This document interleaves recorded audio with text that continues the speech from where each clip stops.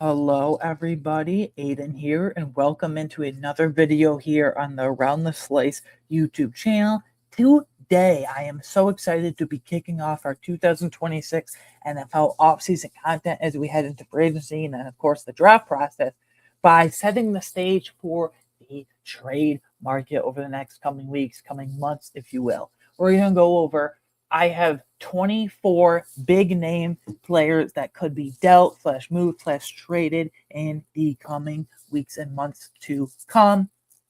I say big name because these are all household names that general NFL fans know across the league, across the NFL at multiple different positions per se specifically. And then I have a few different landing spots I want to throw out here at this very early stage of these types of discussions for each player, all 24. So without further ado, let's get right into it. Please note that this is in no specific order of likelihood. This is just a general list, more or less, that I came up with on my own. First, these first few players hail from my diehard favorite team, the Buffalo Bills. First, we have Buffalo Bills left tackle Dion Dawkins. There might be some sticker shock to this one, especially for Buffalo Bills fan watching. But the more and more I think about it, there's been some chatter up here in the western / upstate New York area that now that long-time respected offensive line coach Aaron Kromer has retired and they have a new offensive line coach in place in Pat Meyer from the Pittsburgh Steelers of the last few years, they're might want to seriously think about revamping this offensive line and building it around Spencer Brown and Cyrus Torrance. Let Connor McGovern walk in free agency. Let David Edwards walk in free agency. And now that Dion Dawkins is getting up there, I think he still has value, but he's getting up there in age for sure. And he had a big dramatic step back in terms of penalties, false start / holds, and just overall pressures and sacks allowed last year and whatnot, albeit all that. There's some thought that they might want to move off from him as well. This wouldn't be necessarily as much creating cap space as it would be just transitioning the offensive line. I'm not counting on it, but I think all this is a somewhat realistic shot. I have a few teams that if you're looking for a veteran offensive tackle that probably still has 2 or 3 years at best, at minimum of somewhat pretty high-level play, a veteran Super Bowl contending team, trade for Dion Dawkins. First, the Pittsburgh Steelers, now under Mike McCarthy. It's a veteran team, right? You have a veteran QB probably coming back in Aaron Rodgers. You hired a veteran legacy coach in Mike McCarthy. You have a veteran number 1 alpha wide receiver in DK Metcalf. There's no more Arthur Smith.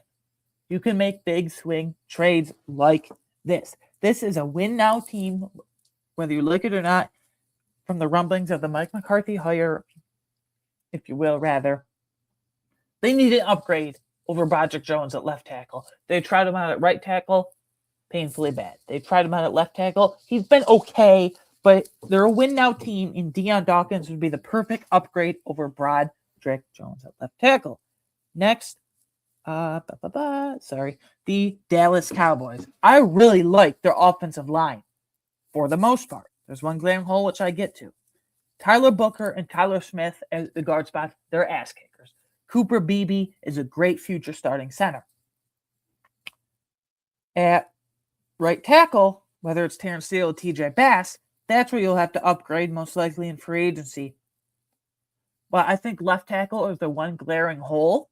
Tyler Guyton's been slightly above average at moments, but a lot of his career, he's unfortunately just been injured. So the Dallas Cowboys, Jerry Jones, they have no problem making big moves like this, whether it's trading away and moving off of Micah Parsons, whether it's trading for George Pickens, whether it's extending stars like CeeDee Lamb, Dak Prescott, Jake Ferguson at tight end. They have no problems handing out big contracts and trading for or away and making moves in the offseason. Dion Dawkins, huge upgrade over Tyler Guyton. And then lastly, I have the Detroit Lions. Their interior offense line needs a makeover. What I would do is move Graham Glasgow back to his natural position of guard from the center spot and then find a new center. They have Tate Ratledge as a building block. Christian Mahogany didn't really take the step I was expecting. But the 2 tackle shots, Penei Sewell is the best right tackle in the game. All-pro player for multiple years now. But at left tackle, if Taylor Decker doesn't retire, which just like Frank Ragnow, those two are best friends. It sounds like he's heavily leaning towards it. But bottom line, they're going to cut him and move off of him. And I don't think they want to mess around with a high draft pick and start him day one. They're a Super Bowl contending team. I think they're in for a huge bounce back season. A veteran left tackle in Taylor Decker, move off of. Enter a veteran left tackle who's still got pretty good play left in him. Next few years, at the very least, at minimum, if you will, per se. And Deion Dawkins. Next, Buffalo Bills defensive tackle Ed Oliver. You might think, Aiden, I've heard you say on the official Run the Slice podcast over the last handful of weeks that the Buffalo Bills are very thin at defensive tackle. Why would they move off of Ed Oliver and be left with just Deion Walker and basically unproven talents like TJ Sanders and Larry Ogunjobi's a free agent and Daquan Jones? Well, number one, I don't know how Ed Oliver projects into this new style, aggressive, blitz-heavy, man-heavy defense in Jim Leonhard. We'll have to see. I'm fearful that I think he's going to be left on the outside, if you will, in terms of production and scheme fit. But number two, no more Sean McDermott. I feel like the Bills have to seriously consider moving off of these longtime McDermott-era defenders. Matt Milano and Daquan Jones are free agents. Probably let them walk. Jordan Poyer's a free agent at safety. Most likely going to retire. Ed Oliver at defense, Taron Johnson, which we'll talk about in a minute. He could be cut or traded as well. Ed Oliver, stupid scheme, not stupid, but kind of a weird scheme fit, if you will, per se, in Jim Leonhard's new blitz aggressive man heavy defense, if you will, per se. So, yeah, I think they have to move off of that. That's just what I'm thinking right now.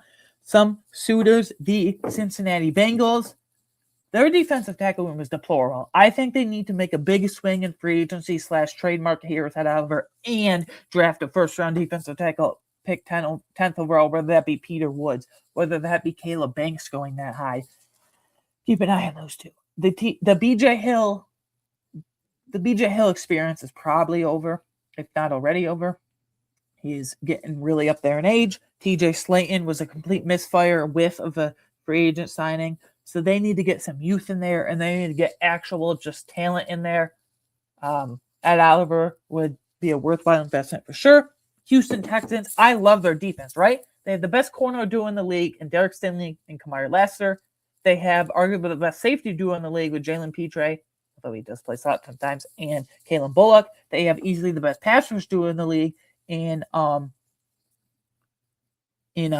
Anderson and Daniil Hunter. And Azeez Al-Shire at linebacker is quite the player as well, all-pro caliber player for sure. For freaking sure. So they have, but their only quote-unquote hole, if you will, is on the defensive interior at defensive tackle. The Texans have a special defense, but free agent defensive tackles. They'll probably resend Sheldon Rankins to a team-friendly deal. But they're probably going to let Tim Settle walk. I don't think Margot Edwards is anything special. I don't think Denico Autry is more than a special teams A/depth player at max. I think they need to make a big swing. Why not go all in on Ed Oliver and make a special defense even more special and patch up that interior? Next, lastly, Las Vegas Raiders. Ed Oliver is a veteran, but he's also still young enough, 27, 28 years old, where you can justify this under Clint Kubiak and then Rob Leonard. He comes from a defensive line background. He was their defensive line coach. So make a big swing for Ed Oliver there. They have nobody. They have Adam Butler, who I think is a good enough, rotational style, run stuffing defensive tackle. But that's it. I literally don't know anybody else they have. And honestly, I don't really care. If you want to restart a rebuild on defense, you just need defensive players, veterans or not. Next, build a slot corner, Taron Johnson. He had a horribly bad season this past year for the Buffalo Bills. They had suggestion plans at slot corner in Cam Lewis and Jordan Hancock. They want to re-sign Darnell Savage with that chess piece. We will see. Same thing at Oliver. I think the Bills have to seriously consider moving on from these longtime staples, McDermott-era guys, if you will, on defense. First, Cincinnati Bengals. I really like their outside corner duo in DJ Johnson. What the freak's his name? What's his last name? DJ Turner, sorry. Brain fart. DJ Turner and Dax Hill, who's finally found his home. But they need someone better at slot corner. Like, I don't know who their slot corner is right now. They had Mike Hilton as a veteran for all those years until a couple years ago. And let's get another veteran big swing in Taron Johnson. I think that would stabilize that defense for sure. Tennessee Titans, they just need secondary help. They're going to move on from L'Jarius Sneed. They moved on from Roger McCreary at the deadline last year. They moved on from Jarvis Brownlee last summer. They need playmakers on the back end. They just need name value. They just need bodies, so that's where that comes from. And I think they could do, Robert Saleh could do really nice things with Taron Johnson there in Tennessee. Next, Las Vegas Raiders. Greedy Vance is their starting slot corner right now. Anyone heard of Greedy Vance before? Hand up? No? Didn't think so. So that's all you need to know. Baltimore Ravens corner, Marlon Humphrey. He's a good slot outside corner, but I think he's a great slot corner. And I think he stays at slot corner. A team that needs a nickel/slot corner heavily considers trading for him. Cincinnati Bengals, Tennessee Titans, Las Vegas Raiders, for all the reasons we mentioned with Taron Johnson, same exact position, pretty much the same exact age. Next, Pittsburgh Steelers defensive end, TJ Watt. If they want to move off of this big contract under Mike McCarthy, I'm not predicting this because Mike McCarthy, veteran coach, TJ Watt, veteran pass rusher, but he's 31 going on 32 years old now. If they want to get younger and build around pass rushers like Nick Herbig and Alex Highsmith, this might be a little more realistic than you think.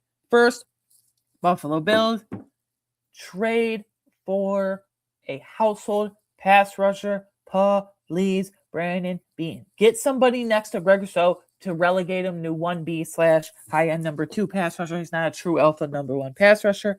New England Patriots, this is the exact guy Mike Vrabel would love. They have Caleb Von Chason, who works for them, but They have Harold Landry. Those are a couple of speed rushers. They need a power dynamic rusher in TJ Watt. Tampa Bay Buccaneers.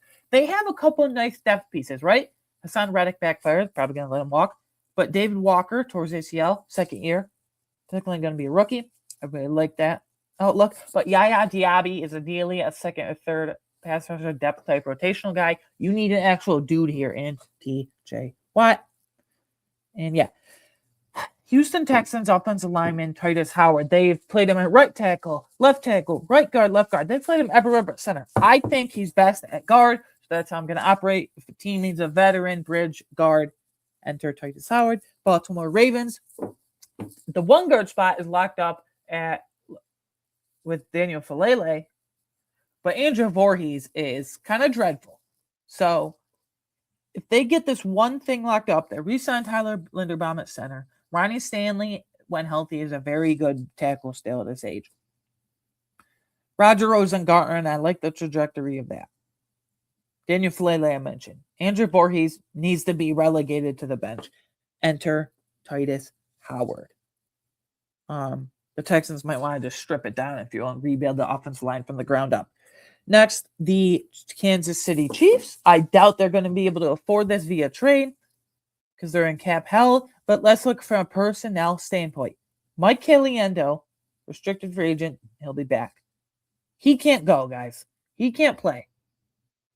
Trey Smith, right guard, and then Titus Howard, left guard. That would be one kick-ass duo, in my opinion. Although maybe it's just for the next year or two, but we'll see. Los Angeles Chargers. Tackles are all about staying healthy. Joe Alt, got to stay healthy. Rashawn Slater, got to stay healthy. The interior offense line, a mess. You need to upgrade from Bradley Bozeman at center. Zion Johnson, you can re-sign free agency, but you need to upgrade from him in terms of being a starter. And Mekhi Becton was dreadful. They're going to cut him at right guard. So Titus Howard would be a great succession plan. Maybe I would love them trading for Titus Howard and drafting like a Vega Ione if he falls, or they trade up for him from number 22 overall, or Emmanuel Pregnon, maybe a slight reach. But I love pairing a veteran Titus Howard with a rookie like Ione and Pregnon, respectively. So. Next, Indianapolis Colts QB Anthony Richardson, former number 4 overall pick in the 2023 NFL Draft. The Colts kind of fumbled the bag with him. He needed reps. We all knew he was a project. You just need to throw him into the fire, per se, if you will. Chris Ballard, Shane Steichen, they F that up. First, I have the Pittsburgh Steelers. Aaron Rodgers, most likely coming back for one more year. But you need a succession plan after that. Will Howard isn't it. Mason Rudolph isn't it. take a high upside swing on Anthony Richardson. I know Mike McCarthy likes unathletic pocket passers at this point in his coaching career, but Anthony Richardson would be interesting there. Minnesota Vikings, Kevin O'Connell's made comments before that he loves Anthony Richardson's athleticism and game, so maybe he'll trade for him. My only reservation with that is I think about it more and more, if you will.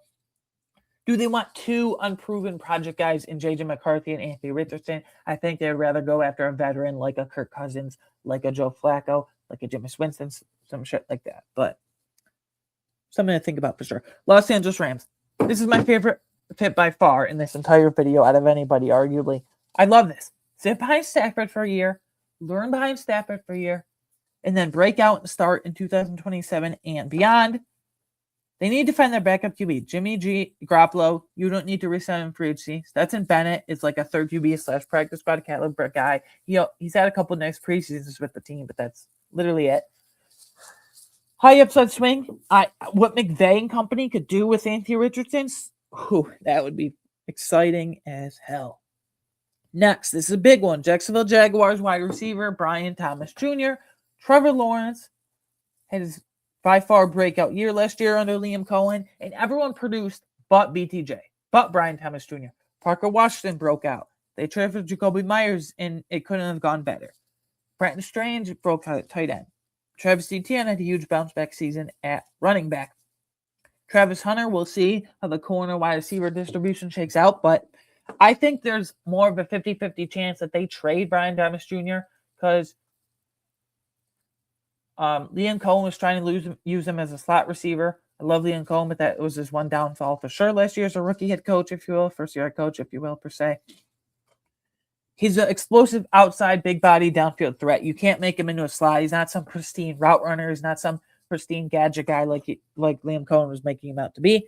The Buffalo Bills, they're going to be in on every big name receiver this offseason. The New England Patriots, probably them as well. They have Stephon Diggs and what else? I like Kayshon Boutte as the ancillary third or fourth receiver, but that's the extent of that, in my opinion. And then Las Vegas Raiders, if they want to kick off the Clint Kubiak era in style, if you will, you would make a move like this for sure. Another Jaguars player, Jacksonville Jaguars defensive tackle, Arik Armstead. They would be very thin on the interior. On the edge, they're loaded with Trayvon Walker and Josh Hines-Allen. But let's just say for fun, they trade for Arik Armstead. We're going to go the Cincinnati Bengals, same philosophy as Ed Oliver. Kansas City Chiefs, they need a body next to Chris Jones. Derek Nottie ain't cutting it anymore. The Mike Pennell special ain't cutting it anymore. And Jerry Taylor has been woefully bad in his career. And then the Las Vegas Raiders, they just need bodies, as I explained before. Next, Kansas City Chiefs defensive tackle, speaking of Chris Jones, Kansas City Chiefs defensive tackle Chris Jones. He looked completely checked out last year. His effort declined significantly. He looked lazy on the field, looked completely checked out. And so maybe the Chiefs, Spags, wants to start rebuilding that defensive line around guys like George Karlaftis on the edge, draft a high defensive tackle like a Caleb Banks or someone like that, like Peter Woods or someone like that. Houston Texans, just like we said, that's their one hole if you were to nitpick. Chicago Bears, pair with Grady Jarrett as two veteran defensive tackles. I would prefer Gervon Dexter as a nice third high-end rotational defensive tackle. So, yeah. And then San Francisco 49ers. I like the trajectory well enough of, if you will, per se, of guys like Alfred Collins, like CJ West. But one, they were hurt a lot, and two, they flashed, but nothing significant as rookies this past year. Las Vegas Raiders, interior offensive lineman Jackson Powers Johnson. They've tried him at guard, and he was okay. But I really like what I saw from him at center at Oregon in center his rookie year with the Raiders. I'm going to operate like that. A team that needs a center, trade for Jackson Powers Johnson, JPJ. First, the Detroit Lions, like I explained a handful of players before. I think, in my opinion, they need to move Graham Glasgow back from center to his natural position at guard. And then that opens a center opening for sure. And Jackson Powers Johnson with Dan Campbell, with Fraley, the offensive line coach, Hank Fraley, the offensive line coach, that could do wonders for his trajectory and career. Minnesota Vikings, it sounds like even though he's still relatively young-ish, Ryan Kelly is going to force to retire, unfortunately, just because the concussions are piling up. He had 3 just in 1 year this past year. He had 2 or 3 different IR stints because of those. That was brutal. So there's an opening there. And then Seattle Seahawks. I love their tackle duo of Charles Cross and Abraham Lucas. Gray Zabel looks like a dude at one of the guard spots. But Jalen Sundell, Anthony Bradford, pretty bad. Easily the weak link on the offensive line. Another weak link, though, in my opinion, is center Jalen Sundell, who a second-year UDFA out of don't even ask me school. So, yeah, I think they can go high upside swing. They have all the cap space in the world. Very cheap contract with JPJ. I think this will complete the Seattle Seahawks offensive line for sure. Jack Johnson, Jalen Sundell upgrade / replacement. Next, we have. Sorry, I lost my spot. Okay. Sorry, another Las Vegas Raiders player, offensive tackle, Colton Miller. So if Deion Dawkins is strictly a veteran left tackle, Colton Miller is strictly a veteran right tackle. So if you're some Super Bowl contender who needs a bridge / veteran option at right tackle, Colton Miller's your guy. Houston Texans. I like Aaron Taylor's trajectory at left tackle, but Trent Brown is not even good anymore and is as old as can be. It makes sense for a bridge option, then draft someone maybe in the later rounds or day 2, relatively high. Next, Philadelphia Eagles. It sounds like Lane Johnson is 90% probably going to retire. Here's a natural veteran succession plan in Colton Miller. And then San Francisco 49ers. The 2 guards are locked up in place, and that's it. Spencer Burford, assuming they resign him at left guard. Dominic Puny at right guard. Big fan of that. But Trent Williams at left tackle, probably going to retire. But Colton McKivitz is, at best, a depth swing tackle. They're a veteran win-now team. Clearly, Colton Miller would make tons of sense here. Next, Las Vegas Raiders defensive end Max Crosby. Now, I think it is a huge plus that they Glenn Kubiak promoted the defensive line coach, Rob Letter, into defensive coordinator just yesterday, so maybe that sways Max Crosby a bit. He's never going to admit this, but maybe they do trade him. Buffalo Bills, they need a swing, just like I mentioned with TJ Watt. New England Patriots, same thing with TJ Watt. It's the same spots. Buffalo Bills, New England Patriots, Tampa Bay Buccaneers, TJ Watt, Max Crosby, whatever. All those teams need big, flashy, big name, household name pass rushers, if you will. Next, Dallas Cowboys wide receiver George Pickens. I would not agree with this whatsoever. But last week, there was legit reports from Ian Rappaport of NFL Network, Adam Schefter of ESPN, that Jerry Jones would strongly consider trading George Pickens for a second-round pick. Franchise tag him, then trade him for a second-round pick. I do not agree if they would trade him, but Buffalo Bills, the added 2 concerns seem to be subsided, if you will, per se. So, Buffalo Bills, big swing. Las Vegas Raiders. I think a young guy like George Pickens would really thrive with a young guy, offensive genius, boy wonder, if you will, in Clint Kubiak. Tennessee Titans. Maybe Brian Dable will want to get his guy at slot receiver at Wan'Dale Robinson, but they have $100 million, damn near $100 million in cap space, top 3 in the league by far. They can justify this move plus more. Next, New York Giants defensive end Kayvon Thibodeau. I thought this would have happened long time ago because they have Abdul Carter. They have an all-pro caliber player in Brian Burns, that defensive end, and then they have a rotational guy in Chauncey Golston. As the 3rd or 4th pass rusher, you don't need Kayvon Thibodeau anymore. So the Tennessee Titans make perfect sense, even though he's the offensive coordinator, different side of the ball. I think Brian Dable would kind of nudge Robert Saleh to give in and kind of trade for Kayvon Thibodeau. That would be exciting for Saleh. Detroit Lions, they needed a pass rusher opposite Aiden Hutchinson. Hutch, like a legit pass rusher. Enough mucking around with these guys like Mark Davenport and Al-Quadin Muhammad and Pat O'Connor. You need a legit future pass rusher next to Hutch. And Tampa Bay Buccaneers, maybe this isn't as big of a name. Actually, I know it's not as big of a swing as TJ Watt and Max Crosby, respectively, but if you want to add to that room and then draft someone high in the first round, you go Kayvon Thibodeau to the Buccaneers. Next, Philadelphia Eagles wide receiver A.J. Brown. We know the added 2 concerns. I'm pretty sure the relationship between Nick Sirianni, Jalen Hurts, and specifically A.J. Brown and Nick Sirianni, they're arguing to each other all the time now, is fractured. Buffalo Bills. Although I'm kind of waiting on that idea because Joe Brady wants to keep the culture that Sean McDermott established, and that's just another digs possibly. New England Patriots. Ultimately, I predict he will get traded. and I predict he will get traded specifically to the New England Patriots. I mean, that's why Mike Vrabel, rightfully so, got all pissed off in the first place, because that dumbass former GM John Robinson traded AJ Brown on draft night without Mike Vrabel even being in on it. So, and then San Francisco 49ers, if you don't re-sign Juwan Jennings, then enter AJ Brown. But they just came off of a character issue receiver with Brandon Ayuk. Will they want to do that again with AJ Brown? Maybe not. Next, Washington Commanders defensive tackle Deron Payne. I think he's more cut than traded. Whether they like it or not, they're stuck with that albatross horrible contract and Javon Kinlaw from last free agency cycle, and then Jerzon Johnny Newton. No room for Payne anymore on that expensive deal. Cincinnati Bengals, they just need a body.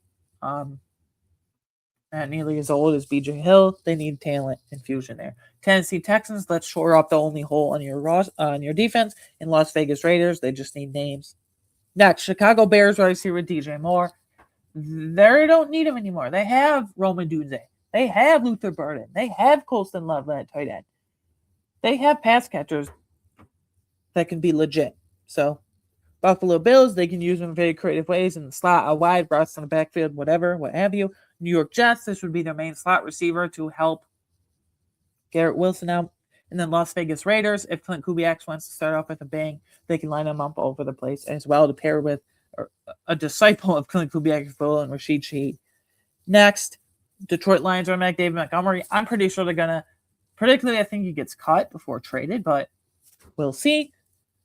New York Jets make tons of sense. I'm fully expecting Breece Hall to walk in free agency next month. We'll discuss that. So enter David Montgomery. I don't think Braylon and Isaiah Davis are near close to the lead back guys there. Houston Texans, you need to upgrade over Woody Marks. He's a pretty decent enough pass catcher, but he's a very unrefined runner through the tackles, an actual running back.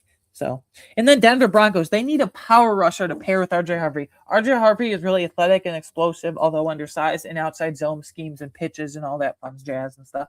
But when it comes to actual running back position, running between the tackles, he's pretty lackluster in that area. So I'd like David Montgomery as a veteran presence there. Next, Minnesota Vikings wide receiver Jordan Addison. I think the Vikings could be fed up with his off-the-field antics. He's been arrested 2 or 3 times and charged 2 or 3 times since he's been in the league. Not good at all. Buffalo Bills. Do they really want to deal with the off-the-field shit, though? Pittsburgh Steelers. They need an explosive, slender guy next to DK Metcalf to help him out. And then Denver Broncos, because I like Cortland Sutton a lot. And I like their other pieces, but they're very ancillary and niche, one-trick pony pieces, if you will. Troy Franklin, explosive deep downfield threat. Marvin Mims, gadget guy. Pat Bryant, true first-down chain mover and contested catcher. They need a guy that can do it all and isn't just some moderately enough snap taker. Enter Jordan Addison. Minnesota Vikings wide receiver Justin Jefferson. He's not hiding it. He's spoken out against Kevin O'Connell. He's subtly spoken out against J.J. McCarthy. Buffalo Bills. Give him 2 first-round picks and Keon Coleman. I don't give a shit at this point. New England Patriots. This is the exact type move. AJ Brown or Mike Vrabel has an alpha receiver in AJ Brown. I'm sure he's going to go big game hunting, just like he did in Tennessee, with Justin Jefferson, with AJ Brown, Jordan Addison, something like that. Then this would be sickening. The Kansas City Chiefs. Stop messing around with these sub 6 foot, $180, $185 at best guys like Xavier Worthy, like Rashid Rice. You need a true 6'1 plus, big bodied, possession style downfield receiver who can just get the job done. X receiver. Next, Saints QB Spencer Rattler. If a team needs an injury fill-in, just like the Indianapolis Colts, they should trade for him for 4 or 5 weeks. Spencer Rattler, you re-sign Daniel Jones while he's on the pup next month in free agency, if you will, and get rolling. Arizona Cardinals, maybe after they trade or caught Kyler Murray with the dead cap hit, they can't go big game hunting. Maybe Jacoby Brissett starts the first few weeks, but then they want to see what they have in Spencer Rattler. Los Angeles Rams, I think Anthony Richardson would easily be by far the higher upside swing, but McVay could do wonders with Rattler as well behind Stafford for a year or two. Next, Arizona Cardinals wide receiver Marvin Harrison Jr. They just don't know how to use him, and now they have new leadership. The first team, the Buffalo Bills, there's a clear connection here. Marvin Harrison Jr. is wide receiver coach for the first year of his career from Arizona with the Cardinals, is now the Buffalo Bills wide receiver coach. So Wink, wink, Brandon Bean. Wink, wink, Joe Brady. Wink, wink, Buffalo Bills organization as a whole. Trade for Marvin Harrison Jr. A second-round pick, a fifth-round pick on Keon Coleman. Why the hell not? F it. Let's do it. New England Patriots. Mike Vrabel going to go big game hunting. Denver Broncos. I already explained. They need a legit weapon next to Cortland Sutton instead of those ancillary niche one-trick pony pieces, if you will, per se. And then lastly, 24th out of 24 players. It's been kind of long, but San Francisco 49ers QB Mac Jones. Adam Schefter of ESPN reported last week around the time of the Super Bowl that the 49ers do not by any means want to trade Mac Jones because Kyle Shanahan values him as an injury replacement or backup to Brock Purdy. But I wonder if once they get a second-round pick thrown in their face from a QB-needy team, if they change their tune on that. Wink, wink. So first, New York Jets, give them a second-round pick. You're desperate, and then go trade for your QB of the future in next year's class, like Dante Moore, Archer Manning, or someone like that. Indianapolis Colts, it would be a little weird to trade for a guy that is only going to play the first 4 or 5 weeks of the season, assumably when Daniel Jones comes back. So that one's a little weird, but if they want to bridge a guy for that, they can do that. Arizona Cardinals, I really look at the New York Jets and Arizona Cardinals. The Cardinals are going to move on from Kyler Murray. They need a bridge QB younger than Jacoby Brissett. The New York Jets just need a QB from the last handful of years. So anyways, guys, long video, long list, 24 players deep. Those are big name NFL players to varying degrees that I could see realistically getting traded in the coming weeks, in the coming months.